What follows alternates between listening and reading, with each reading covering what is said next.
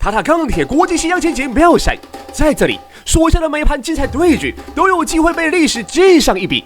上一期看了卡尔森最好的朋友汉斯尼曼那有如西洋棋之神操作的7号中局，然而在这超级大师组中，原有位该被世人关注的角色世界冠军古克什，却在经历他毕生最低潮的时期，前4轮一盘未赢的情况下，好不容易在第5轮赢下2026年首胜之后，但在第6轮竟下出了他这辈子最严重的大失误啊！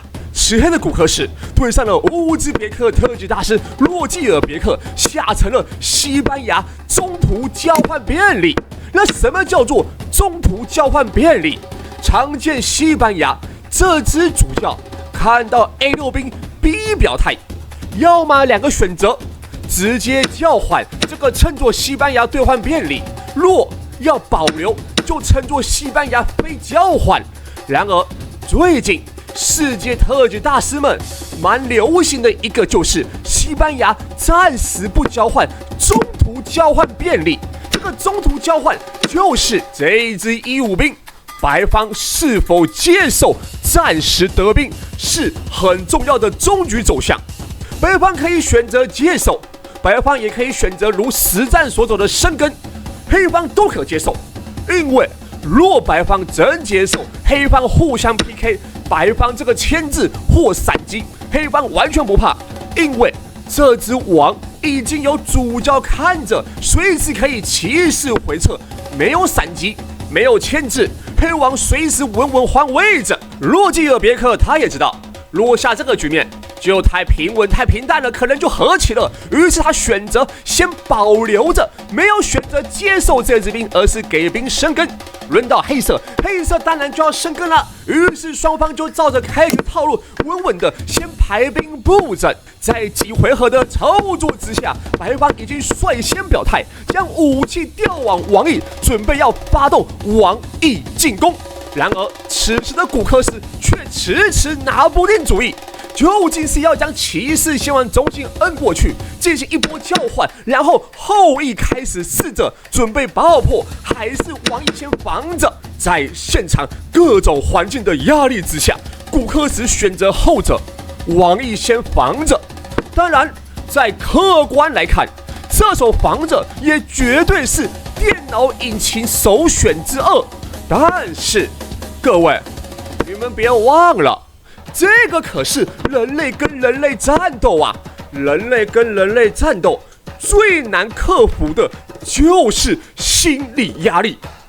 双方都在 PK 中，谁示弱了，谁先防守着，谁就有满满的压力呀。于是白方抓准时机，继续的强行攻击古克什的王翼。这里古克什他也很准确，全部都走在引擎首选第一节，稳稳的防着。但是这波防守太耗时间了，这波防守太耗精力了。尽管古克什到目前为止全部都走在电脑引擎首选之2或之1，但是时间已经落后10分钟了，而且洛基尔别克他也知道，古克什就算化解了他全部的攻势，压力还是在古克什这里。因为为了化解攻势，时间古克什已经落后了将近10分钟，而且洛基尔别克继续寻找第2波攻势，强行开一线。观众们，这个一线一开，就是问问古克什，你是否交换？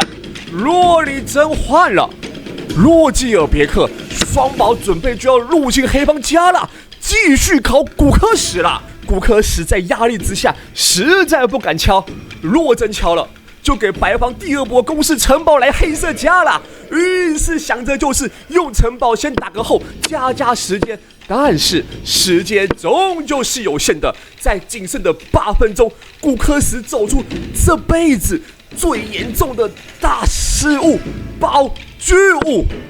洛基尔别克抓准时机，后一敲再抓双，古柯子受不了，直接溃体啦。 5. He goes rook g5 and look at Nadir back there. And look at Gukesh. He can't believe he's just blundered. Queen takes f6. He takes the pawn. And can you believe what just happened?